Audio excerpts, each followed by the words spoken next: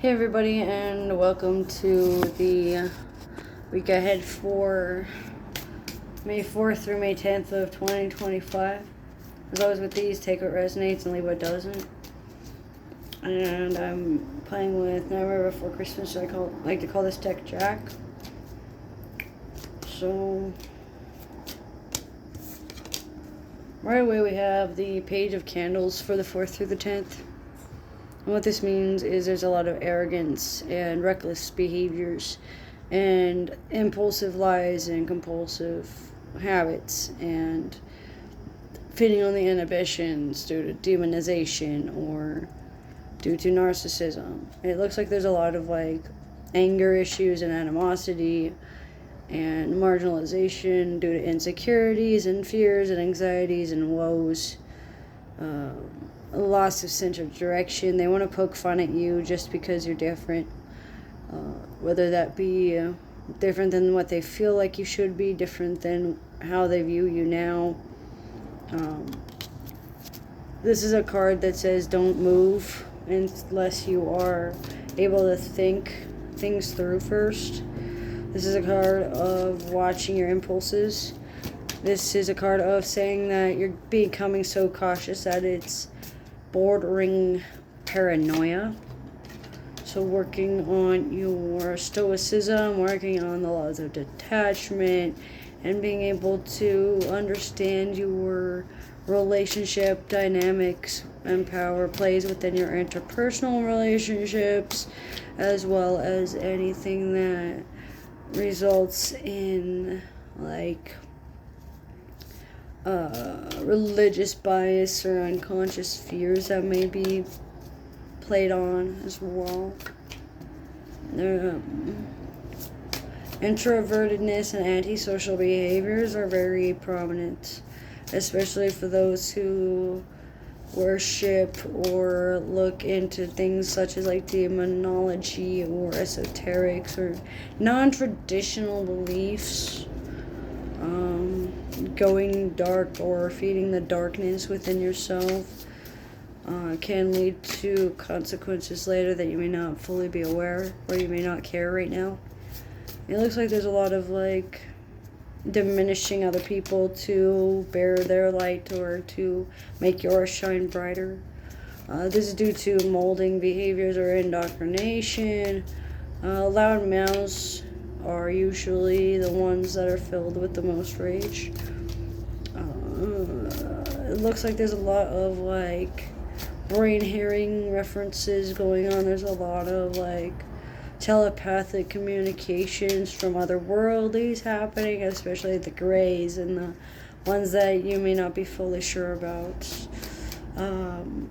Objective thoughts and processes can help remain objective and stay neutral when things come, but that doesn't mean not to pick a side. That just means to remain grounded and remain on point at things. There's a lot of, you can't expect to take flight unless you get your bearings first and you get your positions first. Learn to deep breathe, learn to work through aggression, learn to work through resentment, and know that it's okay to not know. It's okay to not be okay. It's okay to walk the path of the Grey Witch as long as you know what you're doing. Use your ears and your eyes to your advantage, and don't gaslight yourself. There's a lot of with this page as well, with this page of presence that we just pulled, there's a lot of discomfort due to erosion of trust or due to resentment being held upon you and being dragged into the future. There's a lot of whitewashing and due to blanket statements and generalizations, slippery slopes, straw man fallacies, because they don't want to acknowledge the future, or that this is now and this is the future. Anxiety over the future and anxiety over what about the children, what about the people, what about the ones weaker than we are, what about the ones that can't stand up for themselves, what about the mentally unstable. This is all about like stigmatizing behaviors and distrust over how they treat you due to your physical appearance, over shallow, superficial nonsense, basically. Naivety over both what you want in life and what you desire, and as well who to trust and what to trust to get you there. Overconfidence in yourself or over dependence upon yourself can help. Overexertion in alone time or overexertion of resources due to metaphysical practices being ignored or avoided. There's a lot of like avoidant attachments going on, a lot of dinginess within root work that needs to be done. There's a lot of cognitive dissonance and confirmation bias going on as well. Working through this with wildlife visualization and breaking free of your comfort zone and knowing that it's okay to not be okay, it's okay to feel uncomfortable,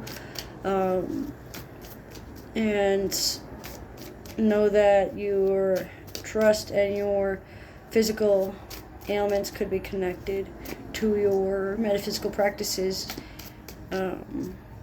or even holding in anger and aggression and stress. So working out stress and anger in a way that is more mature than you're doing right now, because there's a physical ailment or a metaphysical desire that you're not seeing simply because you're not focused enough. You need to love yourself a little bit more, and you need to communicate that love towards yourself even when no one is watching.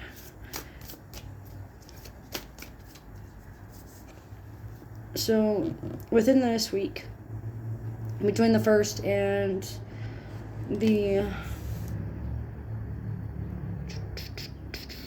10th, it looks like, between 10 p.m. and 1 in the morning, there's going to be a lot of like revelations and sparks of inspiration and creative flow going, and there's going to be some form of manipulation and control tactics being revealed to you within this week that is going to push you forward into metamorphosis and transformation and growth. There's a lot of guides that can help you with this metamorphosis and change, especially those that hold the key pretty much. There's a lot of vampirism references like energy vampires, dark empaths, demonic vampires. It looks like there's new waves of creativity, new ideas that are sparked up, new ways to promote your spirituality. Shedding light to the situation, especially, can be revealed from someone who is on the first decan of Aries, the last decan of Capricorn, or the last decan of Sagittarius. So, lack of emotions and lack of communication can be very telling. Make sure to take a stand and know that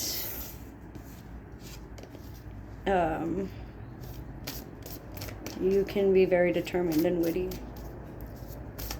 Dry humor and deadpan wit stick out. And seeking those with red auras or red eyes or red hair or balanced root chakra for guidance can be very beneficial, especially to break free of the curses or break free of the ties that bind you back, especially for soul ties. That's what I'm getting for May 4th through 10th of 2025. As always with these, take a resonates, leave it doesn't. Thanks for joining.